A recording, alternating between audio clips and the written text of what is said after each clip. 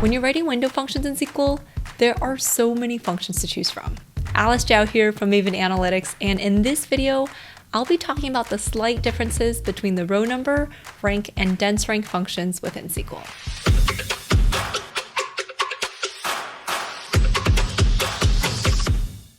One common application of window functions is row numbering, which allows you to number all the rows within a window.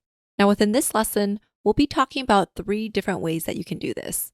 First, we have row number, and that's something you're familiar with already, and that will give each row a unique number. In addition to that, there's rank and dense rank, which are 2 different ways of handling ties in your data. So to illustrate this, let's take a look at this baby girl names table. You can see here, 99 babies were given the name Olivia, 80 were given the name Emma, and so on. Now from here, we can write a query that looks like this that has 3 window functions, and each window function is creating a new column. So if you start with the select clause on the right, you can see we first have the name and babies columns from our original baby girl names table, and then we're adding a row number column. And you can see in this case with the row number function, all it's doing is ranking the rows from 1 to 8. And it's not taking into consideration any of the ties here. So if you want to deal with the ties, you can swap out row number for the rank function instead.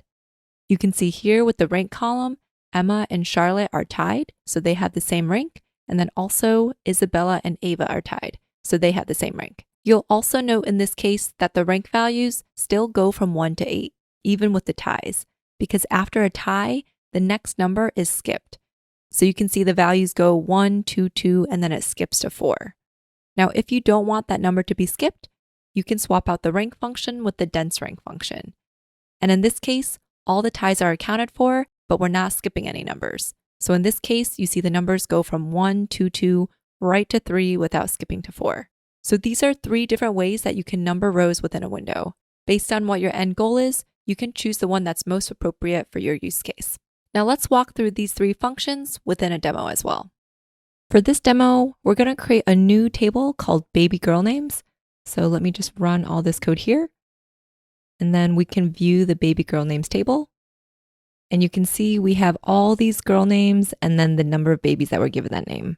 And now from here, we can compare these 3 window functions. Hey there! If you're enjoying this tutorial, just so you know, it's actually a part of my full 13-hour advanced SQL querying course at Maven Analytics. So if you want more hands-on practice and full-length lessons, check out the link in the description below. All right, now let's get back to the tutorial. I'm going to copy this query down here. And the first thing I'm going to do is specify the columns that we already have. So we already have the name and babies columns. And then from here, we can add on our first window function. So I'm going to start with row number. Then I'm going to do an over that specifies I'm using a window function. And that's all I need. Now I can run this and that will give me this new column here. And I'm going to give this column an alias of babies row number. Okay, so this is the function that we're familiar with. Now from here, we can add on another window function. So as you've seen before, window functions allow us to create these new columns of data, and we can create as many columns of data as we want, so we can include as many window functions as we want. So in this case, I'm just going to copy this down here, and instead of row number, we're going to do a rank, and this one is going to be called rank. And then finally, I'm going to add one more for dense rank. And this one is D rank. Okay. Now the outputs here are all 1s, and that's not what we expected. And the reason for this is because with rank and dense rank, if you don't specify the ordering of your data, it's just going to return 1 for everything. So within here, we have to specify exactly how we want our data ordered before we apply our function. So in this case, let's say we want to order this by most popular name to least popular name. In that case, we would add an order by babies descending. And now I'm going to copy this to my other window functions as well. And if I run that, you can see now I have all the ranks.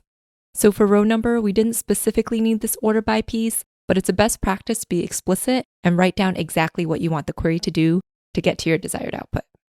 Okay, now if we run this one more time, you can see we have all these different rankings here, and they just deal with ties differently. So in this case, this tie is split. Over here, they're tied, but it skips a number. And then over here, they're tied, but it doesn't skip a number and goes right to the next one. And that's the difference between row number, rank, and dense rank.